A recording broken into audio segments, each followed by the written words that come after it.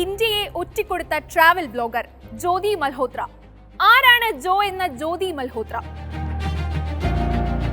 പാകിസ്ഥാൻ ചാര സംഘടനകൾക്ക് ഇന്ത്യയിലെ പല വിവരങ്ങളും ചോർത്തി നൽകിയത് ഈ 33-കാരിയായ യൂട്യൂബർ ആയിരുന്നു. ട്രാവൽ വിത്ത് ജോ എന്ന യൂട്യൂബ് ചാനലിലൂടെ ഇന്ത്യയിലെ പല സുപ്രധാന വിവരങ്ങളും പാക് ചാര സംഘടനകൾക്ക് ഇവർ കൈമാറി.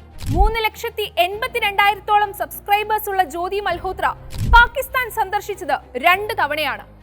എന്താണ് ജ്യോതി മൽഹോത്രയിലൂടെ പാക് സംഘടനകൾ ഇന്ത്യക്കെതിരെ ലക്ഷ്യം വെച്ചത്? പരിശോധിക്കാം.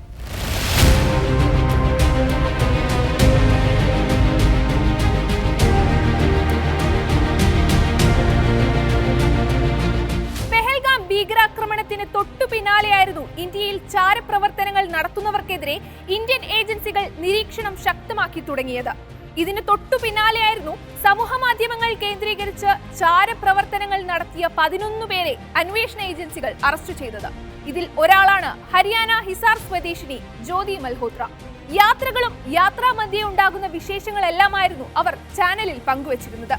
അങ്ങനെയായിരുന്നു ഇന്ത്യയുടെ പല ഭാഗങ്ങളിലേക്കും ജ്യോതി മൽഹോത്ര യാത്ര ചെയ്തത്. തുടർന്ന് പാകിസ്ഥാനിലേക്കും ചൈനയിലേക്കും എല്ലാം ഉണ്ടായിരുന്നു യാത്ര.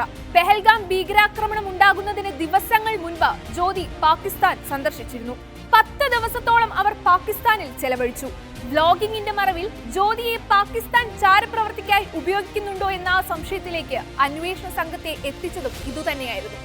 പിന്നീടുള്ള അന്വേഷണത്തിൽ ജ്യോതി മൽഹോത്ര പാക് ഹൈക്കമ്മീഷനിലെ ഹസനുൽ റഹീം എന്ന ഉദ്യോഗസ്ഥനെ 2023 മുതൽ നിരന്തരം സന്ദർശിക്കാറുണ്ടെന്നുള്ള വിവരം ലഭിച്ചു.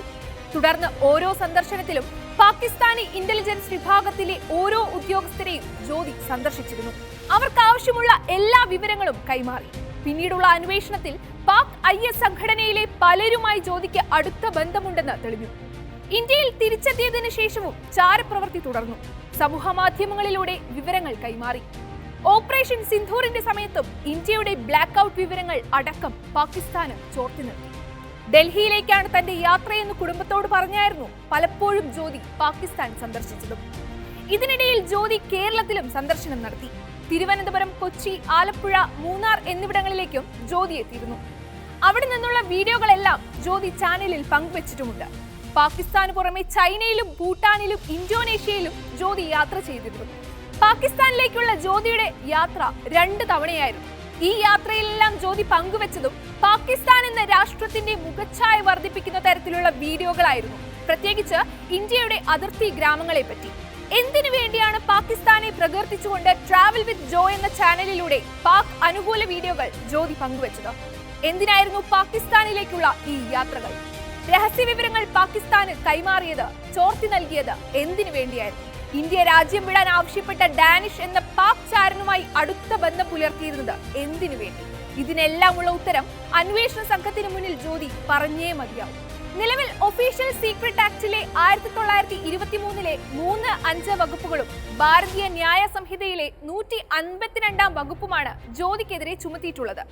പാകിസ്ഥാന് വിവരങ്ങൾ ചോർത്തി നൽകിയ ജോ എന്ന ജ്യോതിക്ക് പെഹൽഗാം ഭീകരാക്രമണത്തെ പറ്റി എന്തെങ്കിലും വിവരം മുൻപ് ലഭിച്ചിട്ടുണ്ടാകുമോ? ഒരുപക്ഷെ ജ്യോതി അറിയാതെ തന്നെ ജ്യോതിയെ ഒരു ആയുധമായി പാകിസ്ഥാൻ ഉപയോഗിക്കുകയായിരുന്നോ? അതോ ഇന്ത്യയെ ഇല്ലാതാക്കാൻ അവർക്കൊപ്പം കൂട്ടുനിന്നതാണോ?